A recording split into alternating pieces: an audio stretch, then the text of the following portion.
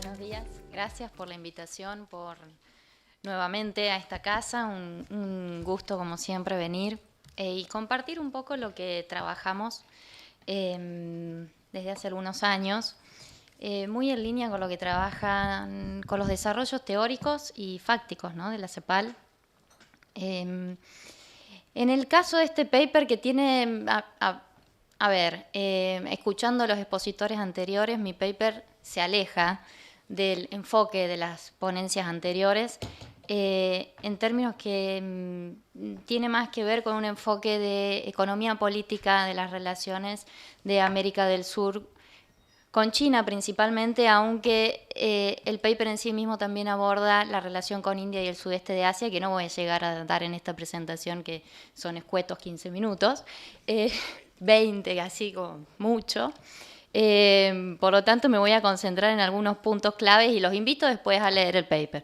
El año pasado yo acá hice en esta misma casa una presentación y un paper que ahora está publicado en el libro que analizaba la relación principalmente de China con América del Sur, y como una de las principales conclusiones o reflexiones hablaba de un fenómeno de traslación parcial de dependencia hacia China que reproducía un mismo patrón estructural de inserción internacional de la región, ¿sí?, en términos comerciales. Pero hoy el doctor Balbo habló de dependencia tecnológica también, ¿no?, como para introducir dentro de esta idea de un patrón estructural de inserción basado en traslación de dependencias, ¿no?, parciales o totales. A la luz de esto, partiendo de esta última reflexión en el paper anterior, en el 2008 lo que se ve, que son los números que pude ver ahora en el 2019, es que hay una profundización de esta tendencia, porque como les voy a mostrar después algunos gráficos, lo que hubo fue un incremento sin precedente de las exportaciones sudamericanas a China, que puede llegar a ser un dato interesante desde el punto de vista del superávit que reporta para la región, sobre todo para algunos países, pero también es muestra de cuánto dependemos de ese único mercado para obtener divisas, ¿sí?, y de la dificultad de diversificar no solamente la composición de las exportaciones, que es algo planteado ya por el panel anterior, por la presentación y sobre lo que no hay discusión, sino también incluso los destinos de esas exportaciones.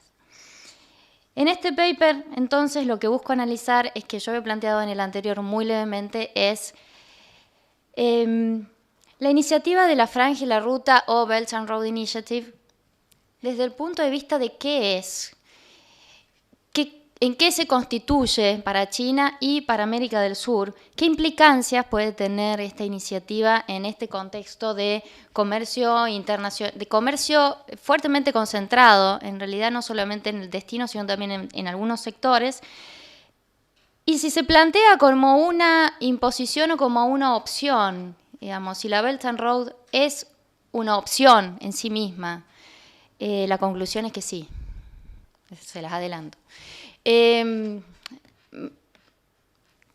Como no hay demasiado escrito sobre qué es la Belt and Road desde nuestras latitudes en sí misma, en qué se constituye, es un plan, es una estrategia, es una institución internacional, es una sumatoria de instituciones internacionales. ¿Qué es? Lo plantea ahí como una herramienta, es más que una herramienta.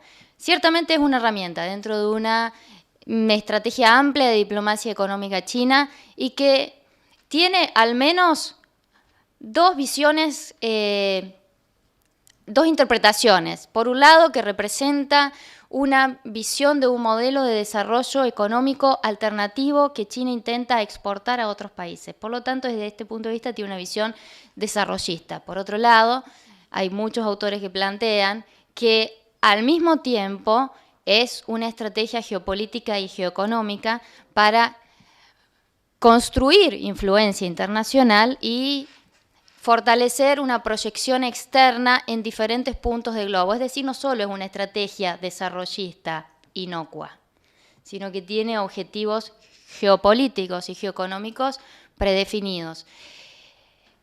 ¿Qué tipo de iniciativa es? Es la primera pregunta que planteo en esta filmina, que no agota todas las preguntas que uno se podría hacer respecto de Belt and Road, que sobre todo, y aclarar, está en construcción, ¿sí? Tiene alcance global, tiene 2 epicentros, Eurasia y el sudeste de Asia, uno continental, la franja continental, y la ruta marítima. Es flexible porque no impone condicionalidades y no se impone como una condición para dar préstamos, ¿se entiende? No existe esta condicionalidad. Es multifacética y es no vinculante, en el sentido que, como vamos a ver después, aquellos países que no han firmado la Belt and Road Initiative aún así tienen acceso al financiamiento. Lo que lo hace mucho más accesible, flexible que quizás las alternativas occidentales a las que estamos relacionados. Puse una palabra ahí que es Global Network of Partnerships, porque se basa en una multiplicidad de acuerdos que China ya tiene firmados, asociaciones estratégicas integrales, asociaciones estratégicas integrales y económicas, etcétera, etcétera, etcétera, de cooperación, de integración, y busca integrar estas preexistentes alianzas, ¿sí? ¿Con qué objetivos? Al menos dos grandes separaciones. Internos, mantenimiento de un crecimiento económico basado en la necesidad de un suministro constante, permanente y económico de recursos naturales en todos sus tipos. Y el aumento del bienestar de la población, que se vincula con un concepto propio del partido en los últimos 10 años, que es el Chinese Dream, ¿sí? Que tiene mucho que ver con la necesidad de mantener a la población económicamente bien, pero aparte contenta. Y en este sentido genera legitimidad política al partido en el poder, ¿sí? De esta forma, lo que se trata de hacer a través de estas herramientas económicas es justamente fortalecer la estabilidad política del país y la imagen del partido frente a la población, con logros económicos. Desde el punto de vista externo son múltiples, algunos mencioné antes, la reconfiguración del entorno regional, tanto económico y estratégico, por eso el punto clave de la Belt and Road es en el mismo Asia-Pacífico y Asia Central. Como alternativa de desarrollo y conectividad, quizás acá América Latina puede avisorar, ¿sí?, una oportunidad, pero tiene mucho que ver con lo que se planteaba en los paneles anteriores de si están dadas las condiciones para esto. Contribuir a la arquitectura económica global y contribuir tanto como un complemento a las actuales opciones de financiamiento internacional, pero también como un desafío a las mismas. Se construye en ambos sentidos la Belt and Road, ¿sí? Se apalanca en lo que existe, pero trata de construir una alternativa a futuro. Los pilares que seleccioné acá son aquellos que figuran en los memorandos de entendimiento que se firman de manera bilateral con los gobiernos de turno. No quiere decir que sean los únicos, pero sí son los oficiales al menos. El diálogo y la coordinación de políticas a nivel bilateral y multinivel con gobiernos se firman.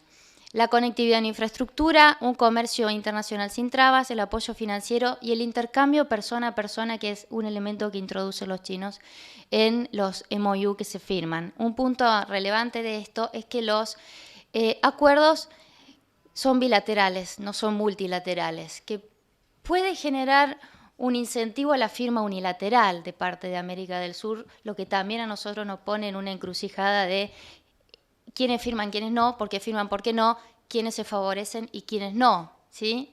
Desincentiva de alguna forma el accionar multilateral. Una cuestión más que no agota nuevamente es quiénes lo implementan. Bueno, no existe ninguna institución formal que esté implementando la Belt and Road Initiative a nivel mundial. No existe de manera oficial, ¿sí? Lo que existe es un órgano contralor y vedor de estas iniciativas, coordinador, que depende de la Comisión Nacional de Desarrollo y Reforma del partido, pero que no implementa. ¿Cómo se implementa? Se implementa de manera bilateral con MOUs que son acumulativos con otros acuerdos firmados previamente con cada uno de los estados, y lo implementan diferentes actores económicos, algunos figuran ahí, el CGB, el Exim Bank, bancos estatales, fondos estatales y diferentes IFIs con quien China ha firmado acuerdos para que funcionen como financista de proyectos de la Belt and Road Initiative, por ejemplo el AGV y el AIBB. ¿Cuál es el panorama en América del Sur? Voy a tratar de ir acordando.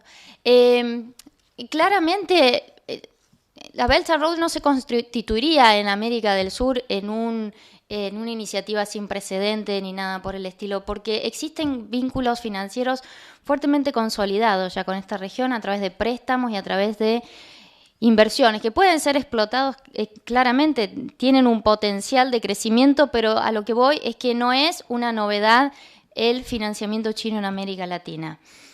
La Belt and Road vendría a complementar y a potenciar estas iniciativas. Hasta 2012 las inversiones y los préstamos tenían un fuerte y casi única dirección hacia sectores extractivistas. Desde 2012 en adelante lo que se observa es una diversificación de los sectores de inversión china que tienen mucho más que ver con el planteo de una estrategia china de diversificación que con el planteo de una estrategia sudamericana de recepción de atracción de inversiones necesariamente. Quizás podemos hablar de una articulación en este sentido, pero desde el lado chino hay una fuerte impronta a diversificar los sectores de inversión. Otro punto para tener en cuenta a la hora de dónde atraer inversiones hoy en América del Sur. Tiene mucho que ver con lo que planteaba Sebastián al inicio del fin del boom de los precios de los commodities y cómo se va trasladando la necesidad de rentabilidad a otros sectores de parte de China. Algunos de los grandes sectores han sido, en primer lugar, las manufacturas en un punto, pero el principal de los sectores fue el de servicios y en ellos la generación de energía, particularmente en Brasil. Más allá del sector de inversiones, que en el paper también especifico empresas, sectores, porcentajes, etcétera, los últimos años, el comercio es el que continúa siendo el comercio de bienes, continúa siendo el eje central de las relaciones de América del Sur con China, particularmente como una fuente de divisas para la región. Y en el 2018 el caso que se destaca es Brasil. Voy a pasar a la filmina que sigue porque muestra a esta. El 2018 es la última de las columnas, donde en anaranjado se muestran las exportaciones a China y se ve el fuerte crecimiento que tuvo entre el 2017 y el 2018 nada más, sobrepasando por mucho las importaciones de ese país. Este crecimiento estuvo traccionado casi únicamente por las exportaciones de China de porotos de soja, nada más, y en parte por las exportaciones de Brasil de cobre. Pero el principal dato es el de las exportaciones de Brasil de porotos de soja, que fue justo en el año en el que se interrumpen las compras de porotos de soja de China de Estados Unidos. Acá hay un traslado de esta compra, ¿sí? Lo que más allá de que muestre que podemos tener algún tipo de beneficio de esta guerra comercial, en realidad lo que creo que realmente muestra en profundidad es la fragilidad de las estrategias de inserción internacional sudamericanas sumamente sujetas a las variaciones internacionales, ¿sí? De este tipo, exógenas, que no podemos controlar. ¿Qué pasa si en el 2019 se levantan los aranceles? Básicamente. En el 2018, como ven, la columna gris es la de balanza comercial. 2018 hay un superávit sin precedente para la región, ¿no? Plantea Carol Weiss y varios autores en la línea de ella que los fundamentos principales de la relación comercial en la última década cambiaron muy poco, lo cual es preocupante, porque si estamos hablando de que es necesario cambiar un nuevo paradigma que está basado en la digitalización y en el comercio electrónico, si no podemos cambiar las condiciones de relación de los últimos 15 años, quizás los desafíos pendientes aún sean más anteriores, ¿no? Más profundos.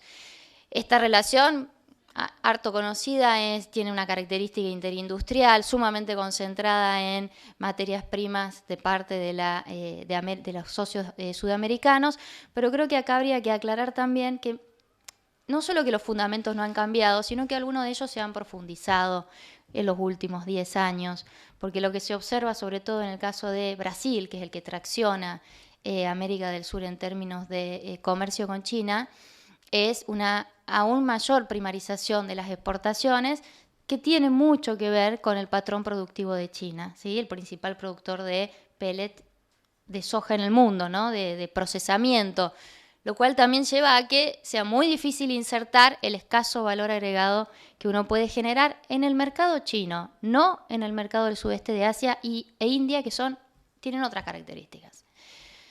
Y como último, digamos, acá condición en el panorama con América del Sur, que igual se puede ampliar muchísimo más, la participación de China como destino en 2018 se expandió al 15%, es decir, el 15% del comercio sudamericano se concentra solamente en China.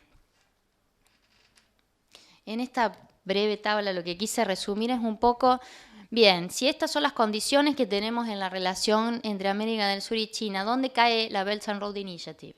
¿Quién la firmó? ¿Cuándo la firmó? ¿Qué condiciones tienen esos países diferentes de los que no la han firmado, por ejemplo? ¿Por qué algunos sí la firmaron y por qué otros no? ¿Cuál es el incentivo? Todas estas preguntas, algunas las respondo en el paper, otras las disparo acá para quizás seguir respondiéndolas más adelante, ¿no? ¿Cómo puede llegar a afectar que algunos de los países de la región hayan firmado y otros no en términos de integración regional, de estrategia de aproximación a China y al este de Asia ampliado? Como se ve ahí, uno de los principales socios, por no decir el principal, es Brasil. No firmó el acuerdo de la Belt and Road Initiative. Uno podría decir, puede ser orientación político-ideológica. Creo que la hipótesis quizás que más se sustente acá es que por ahora no lo necesita. En realidad, los números muestran que algunos de estos países no necesitan esta garantía. Y la segunda hipótesis, China no presiona para hacerlo. La articulación de estos dos elementos, si no lo necesita y no me presionan, es posible postergar esta firma. De ahí que la Belt and Road, aunque es sumamente ambiciosa y muy publicitada últimamente, también tiene un alcance todavía parcial en la región. Algunas oportunidades y retos de la Belt and Road para la región que también desarrollo más en el artículo es, en primer lugar, que en el caso de América del Sur y en el caso a nivel global, pero en América del Sur en particular, es un paraguas para integrar diferentes proyectos que ya están en curso y agregar nuevos, pero no elimina los antiguos ni necesariamente no se creará nuevos si no se firma la Belt and Road. Eso en primer lugar. Lo que sí puede servir es, si se lograra articular que todos los países de la región la firmaran con algún MOU similar entre sí, se pueden generar espacios para la articulación de capacidades económicas de estos países y la demanda china que permita generar, lo que se planteó también, la tan necesaria estructura regional de comercio, ¿no? Que se muestra en el bajísimo nivel de comercio intrarregional incluso. Un segundo punto que plantean algunos autores es que las inversiones que pueda traer aparejada la firma de estos MOU de la Belt and Road no solamente elevan el potencial económico general de la región, brindando oportunidades no solamente a China, sino a diferentes estados. Es decir, que la Belt and Road Initiative es una iniciativa que no solamente favorece, en el caso de América del Sur, los intereses chinos o nuestra relación con China, sino podría favorecer nuestra inserción en otras regiones, favoreciendo a otras empresas. Como oportunidad, quizás lo que permite generar es una mayor previsibilidad en algún punto, porque la institucionalización de la relación, que ya viene de la mano del Foro China-CELAC, del Banco Asiático de Desarrollo, de las asociaciones que ya están firmadas, son diferentes capas dentro de relaciones bilaterales muy prolíficas. La Belt and Road Initiative sería una nueva capa de vinculación dentro de este complejo entramado de relaciones y compromisos bilaterales que tiene con la región. Los retos, algunos ya se han dicho, en general se mantienen. Mitigar la concentración, ampliando la participación de mercados asiáticos, como unos números mínimos. India solamente representa el 1.7% del total de comercio de América del Sur y la ASEAN el 2.8%, mientras que China el 15%. Y claramente, ¿qué yo planteo? Que las características de demanda son similares pero no idénticas. ¿Por qué planteo esto? Porque India sí es receptora de productos con un mayor valor agregado, por ejemplo, aceites de oleaginosas, y la ASEAN también, como por ejemplo pellets de soja, mientras que China no recepta pellets de soja dentro de su canasta importadora. Para la Argentina y para Brasil, este es un punto a favor de la diversificación de mercados. Viene de la mano del segundo, de aumentar el nivel de valor agregado con esta mirada regional en Asia de la inserción, no solamente de inserción en China, sino de inserción más allá del mercado chino. La necesidad de disminuir la fragilidad de estrategias de inserción comercial internacional que viene de la mano de nuestra sujeción a los elementos externos, a variables externas, como por ejemplo cómo nos afecta cómo nos afecta una guerra comercial, ¿sí? Que se produce entre dos estados ajenos, pero que nos afecta directamente al punto de duplicar nuestro superávit en un año. Y otro punto que en su momento, que creo que también han planteado Sergio y Gabriel, superar un comportamiento intrarregional competitivo de inserción que está basado en un patrón de inserción unilateral en Asia-Pacífico que sigue prevaleciendo. La forma de inserción de América del Sur, de todos los países sudamericanos, sigue siendo unilateral en Asia-Pacífico, y la forma de lidiar, sea con China, sea con la ASEAN, sea con BRIO, sea ahora con el nuevo acuerdo de la RCEP en Asia-Pacífico, es unilateral. La dificultad de superar este obstáculo también es exacerbado por la naturaleza de la Belt and Road Initiative como una iniciativa bilateral, en realidad planteada desde China de esta manera. Para concluir, a diferencia de otras iniciativas, la Belt and Road Initiative no es solamente una estrategia, no es solamente una política, es más bien un concepto. Es una visión de un orden alternativo que abarca muchísimas áreas, instituciones, actores, mecanismos, y que principalmente aún está evolucionando, por lo tanto saltar a conclusiones sería audaz. Pero sí se puede ver hoy como una iniciativa claramente política, flexible y adaptable. De ahí hay uno de los elementos políticos que se plantean como un diferencial. Pero esta misma flexibilidad y adaptación plantea una escasa regulación y escasa transparencia aún en su implementación y en el financiamiento. La segunda característica es no se impone aún su adhesión para recibir los beneficios de los vínculos bilaterales ya establecidos con China. Subrayé el aún porque claramente es un proceso evolutivo. Eventualmente, en cuanto sean evidentes sus beneficios, es muy probable que esta estrategia se imponga como una elección frente a otras. Y en último lugar, participar de ella, de parte de América del Sur, no solamente implica reconocer o activar nuevos canales de financiamiento o nuevas visiones sobre lo que implica o sobre el modelo de desarrollo, sino también implica reconocer la relevancia de esta estrategia a nivel internacional, de esta visión, y legitima la visión económica de China, económica y política de China respecto del desarrollo económico y de la integración, y en cierto orden, de un orden económico mundial alternativo. Por lo tanto, el reconocimiento de la Belt and Road no solamente es un movimiento político o la firma de un MOU, sino también es un gesto político de reconocimiento de determinado estatus de China a nivel regional y global.